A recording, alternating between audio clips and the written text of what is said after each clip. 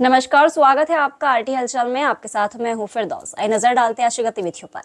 बुरहानपुर जिले के शाहपुर थाना क्षेत्र के ग्राम बोरसल में शुक्रवार को एक दर्दनाक हादसे ने सभी को झकझोर कर रख दिया।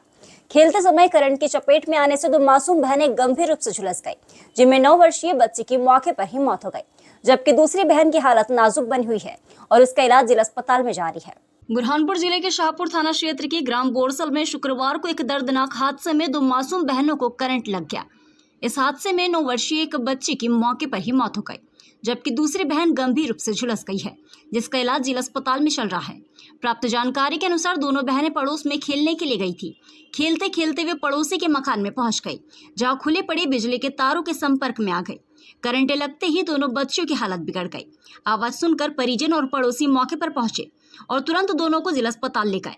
वहां डॉक्टरों ने एक बच्ची को मृत घोषित कर दिया, जबकि दूसरी बच्ची की हालत गंभीर बनी हुई है।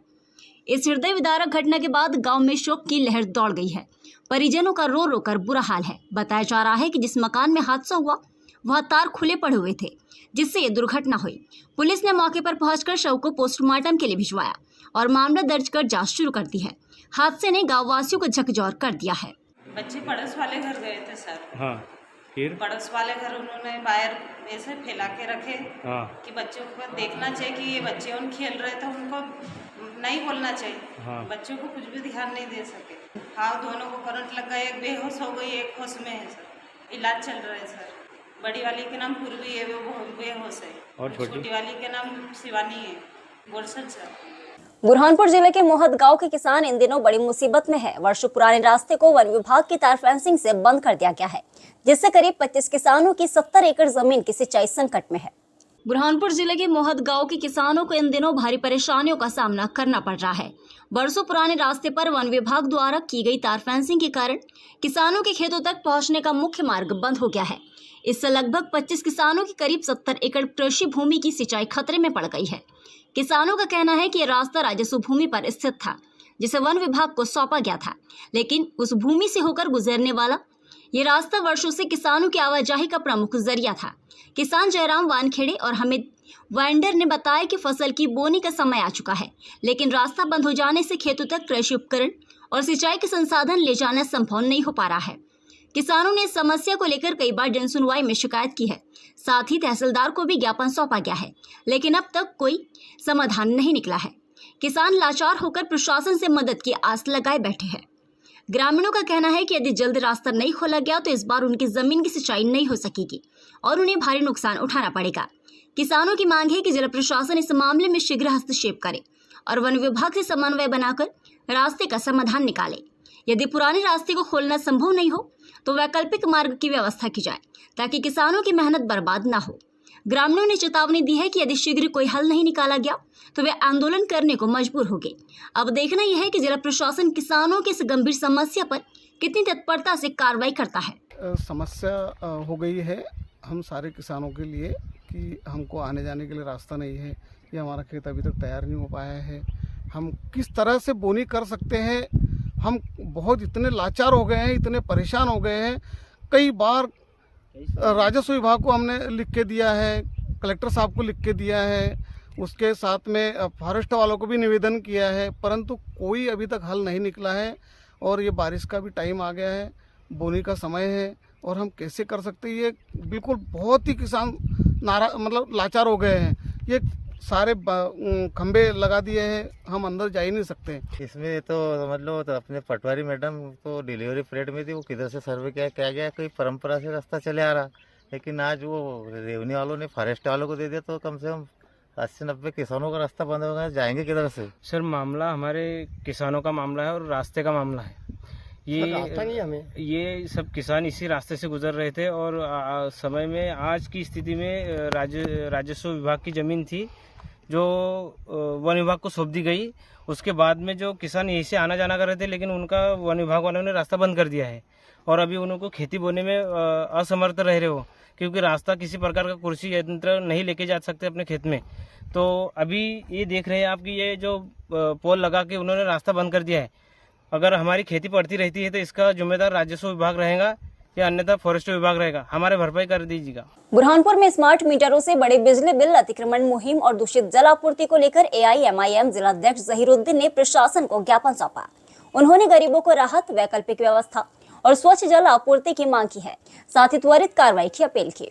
बुरहानपुर शहर में स्मार्ट मीटरों से आ रहे अधिक बिजली बिल अतिक्रमण मुहिम और दूषित जल आपूर्ति को लेकर शहर वासियों में आक्रोश बढ़ता जा रहा है। इन मुद्दों को लेकर AIMIM के जिलाध्यक्ष जहीरुद्दीन ने प्रशासन को ज्ञापन सौंपा और जनता को राहत देने की मांग की।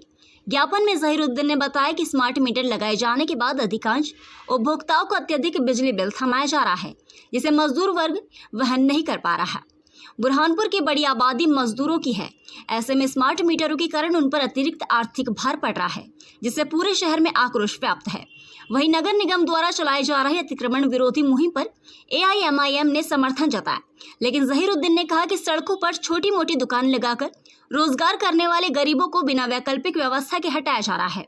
उन्होंने मांग की कि पहले नगर निगम पार्किंग और वैकल्पिक स्थानों की व्यवस्था करे, उसके बाद ही अतिक्रमण हटाया जाए, जिससे किसी का रोजगार प्रभावित न हो। इसके साथ ही उन्होंने अमृत योजना और जल आवर्धन योजना के अंतर्गत करोड़ों की लागत से किए गए कार्यों के बावजूद शहर के अधिकांश वार्डों में दूषित और गंदा पानी सप्लाई होने पर चिंता जताई। उन्होंने कहा कि स्थिति आमजन के स्वास्थ्य के लिए गंभीर खतरा बन चुकी है। जहीरुद्दीन ने प्रशासन से मांग की कि इन सभी मुद्दों पर तत्काल संज्ञान लिया जाए और जनता को राहत पहुंचाई जाए। काज का नाम ले लेके अपने फोटो छपा रहे हैं शहर के अंदर, और गांव के अंदर घूमने की जरूरत ही नहीं पड़ रही उनको। मेन रोड पे घूम के चले आ रहे हैं। लोगों को क्या तकलीफ है, आज शहर में इतना गंदा पानी आ रहा है, इतना गंदा पानी आ रहा है। मैं चाहता हूँ कि महापौर हर वार्ड में जाकर एक एक गिलास पानी पी लें, देखें कि शहर के लोग कितना गंदा पानी पीने पर मजबूर हैं और अस्पताल भर रहे हैं। इसकी वजह से लोगों को बीमारी फैल रही है। दूसरी बात, MPB वालों ने जो करके रखा है, अपनी मर्जी से आके इन्होंने लोगों के मीटर लेके चले गए और नए मीटर लगा दिए। कई लोगों को इतनी तकलीफ हो रही कि बिल 4-4, 5-5 गुना बढ़कर आ रहे हैं। इसके बाद तीसरा मामला चल रहा है जो अतिक्रमण के नाम पर जो अतिक्रमण करके बैठे हैं बिल्डिंगों के ऊपर, जिन्होंने पार्किंग नहीं छोड़ी उनका तो अतिक्रमण नहीं तोड़ रहे हैं। बेरोजगार जो बेचारे ठेले वाले खड़े हैं रोजगार कमाने के लिए, उनको बेरोजगार कर रहे हैं। तो उन नेताओं से बोलना चाहता हूं जो रोड पर आकर फोटो खिंचा रहे हैं और जिन्होंने वादा करा था इस मंडी चौक पर बैठकर कि जिनको भी तकलीफ होगी हम आधी रात को उठ के आएंगे, वो आज बैठ के बर्थडे बना रहे हैं अपने घरों के अंदर, लोगों के लिए निकल के नहीं आ रहे हैं। वो गलतफहमी में जी रहे हैं कि हम चुनाव के वक्त आ जाएंगे और चुनाव जीत के चले जाएंगे, लेकिन इस शहर की जनता उनको सबक सिखा के रहेगी। बुरहानपुर के बहुचर्चित दुष्कर्म मामले में विशेष न्यायालय ने आरोपी दादा को महज 8 माह में दोषी करार देते हुए आजीवन कारावास और 5,000 रुपए जुर्माने की सजा सुनाई। विशेष लोक अभियोजक रामलाल रंधावे ने मामले की प्रभावी पैरवी कर पीड़िता को न्याय दिलाया। बुरहानपुर जिले के बहुचर्चित दुष्कृत्य मामले में विशेष न्यायालय ने महज 8 माह में फैसला सुनाते हुए पोती के साथ दुष्कृत्य के आरोपी दादा को पास्को एक्ट के तहत आजीवन कारावास और 5,000 रुपए का अर्थदंड से दंडित किया है। विशेष लोक अभियोजक अतिरिक्त जिला लोक अभियोजन अधिकारी रामलाल रंधावे ने बताया कि पीड़िता ने अपनी मां के साथ शिकारपुरा थाने जाकर बताया कि 5 सितंबर 2024 को दोपहर 2 बजे जब स्कूल से खाने की छुट्टी हुई तो अपनी छोटी बहन को देखने घर गई थी। तब उसके दादा ने उसे 20 रुपये देकर साथ चलने का लालच दिया और उसका हाथ पकड़कर पास की झाड़ियों में ले जाकर उसके साथ दुष्कृत्य किया।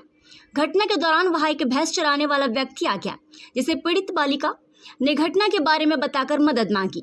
भैंस चराने वाले व्यक्ति ने पीड़िता को इसकी स्कूल ले जाकर छोड़ दिया। इसके बाद स्कूल की छुट्टी होने पर पीड़िता अपने घर आई और मां को सारी बात बताई और ये भी बताया कि इसके पहले भी आरोपी दादा ने उसके साथ महाराष्ट्र में गलत काम किया था। पीड़िता की रिपोर्ट पर शिकारपुरा पुलिस ने अपराध दर्ज कर जांच शुरू की और चालान कोर्ट में पेश किया। प्रकरण की गंभीरता को देखते हुए इसे लिस्टेड केस की सूची में रखा गया। शासन की ओर से पैरवी विशेष लोक अभियोजक अतिरिक्त जिला लोक अभियोजन अधिकारी रामलाल रंधावे ने की। अहमदाबाद प्लेन क्रैश में मृतकों को बुरहानपुर के पत्रकारों ने परमानंद गोविंद जी वाला ऑडिटोरियम में श्रद्धांजलि अर्पित की। नम आंखों से पत्रकारों ने शोक व्यक्त किया और सरकार से हवाई सुरक्षा मजबूत करने की मांग की। सभा में कई पत्रकार और जनप्रतिनिधि मौजूद रहे। अहमदाबाद में हुई दिल दहला देने वाली प्लेन क्रैश दुर्घटना में मृत हुए लोगों को शुक्रवार शाम पत्रकारों द्वारा भावभीनी श्रद्धांजलि दी गई। ये श्रद्धांजलि सभा परमानंद गोविंद जी वाला ऑडिटोरियम परिसर में आयोजित की गई, जहां पत्रकारों ने नम आंखों से मृतकों को श्रद्धांजलि अर्पित की। सभा में उपस्थित पत्रकारों ने सरकार से मांग की कि ऐसी घटनाओं की पुनरावृत्ति न हो, इसके लिए ठोस कदम उठाए जाए। उन्होंने कहा कि हवाई यात्रा की सुरक्षा में किसी प्रकार की लापरवाही न हो और जांच प्रक्रिया पारदर्शी हो। श्रद्धांजलि सभा में प्रमुख रूप से पत्रकार गणेश धुंगे, महेश मावले, गोपाल देवकर, दुर्गेश शर्मा, बंटी नागोरी, मौसिम तड़वी, हिफाजत अली, कांग्रेस नेता हर्षित ठाकुर, राजू राठौर, एजी कुरैशी, मोहम्मद अरमान, बलराज नावानी, विनोद लोंधे, राहुल इंगले, सोहेल ख्वाजा, मोहम्मद वसीम, राकेश पूर्वे, ईश्वर यादव, मोहम्मद इमरान समेत कई पत्रकार साथी उपस्थित रहे। सभी ने एक स्वर में शोक व्यक्त किया और मृत आत्माओं की शांति के लिए प्रार्थना की।